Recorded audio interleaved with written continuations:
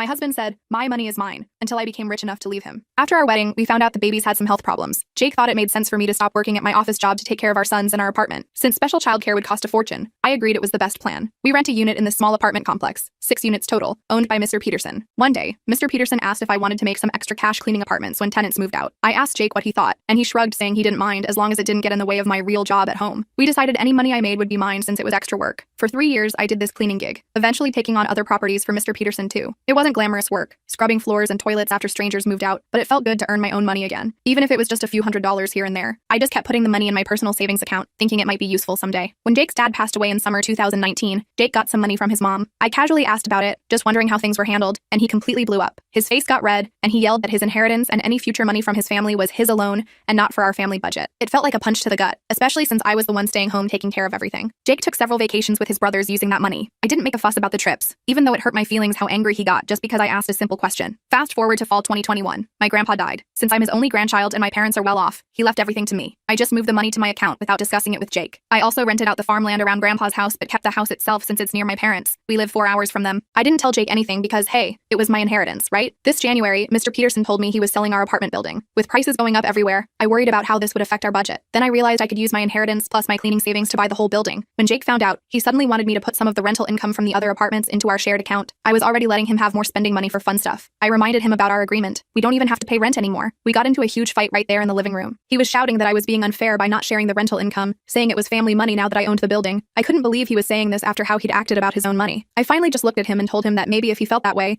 we should just split up. Update. Jake and I had a serious talk. He knows I'm going on a trip soon and asked to come along. I said I needed space. He promised to do whatever I wanted and even offered to sign a postnuptial agreement before I could ask. He just doesn't want to divorce. My best friend's husband is a lawyer who said he could write up the papers tonight for us to sign tomorrow. I decided that after he signs the agreement about my inheritance, I'll talk to him about putting my work money into our family budget. As a compromise, he can help more with the house and kids when he's not at work, giving him some spending money and me some breaks. Update 2. Life's been crazy. My trip was amazing. Jake got thrown into full-time parenting. 3 active toddlers with medical needs. He was completely overwhelmed. When I got home, his mom, aunt, and Jake were all there.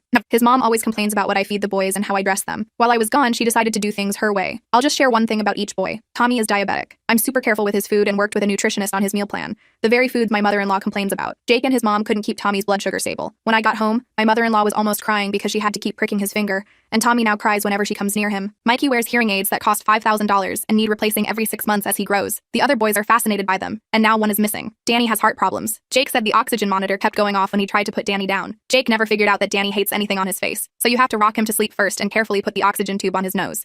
Jake's aunt told me he called her around midnight the first night, even though his mom was already there helping. When I got home, both Jake and his mom apologized. I had a really great time on my trip.